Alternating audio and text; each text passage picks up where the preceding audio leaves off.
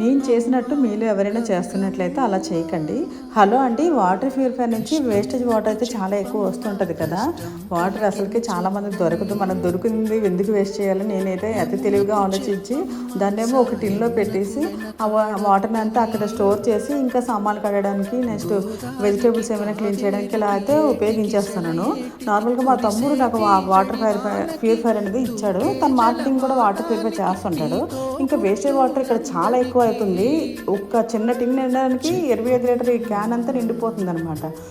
అందుకనేసి నేను అడిగాను, వేస్టేజ్ వాటర్ ఎక్కువ చాలా వచ్చేస్తుంది, నేను దాన్ని టిన్లో పెట్టి ఇలా యూజ్ చేసేస్తానంటే, అది ఆ ప్యూరిటీ అయిన తర్వాత వాటర్ మరీ వేస్ట్ వాటర్ కదా, దాన్ని ఎలా యూజ్ చేస్తావు, సామాన్లు వాష్ చేసావంటే అవి ఫుల్గా మచ్చలు వచ్చి పాడైపోతాయి, నెక్స్ట్ వెజిటేబుల్ అస్సలు కడగకూడదు అయితే నాకు చెప్పాడు.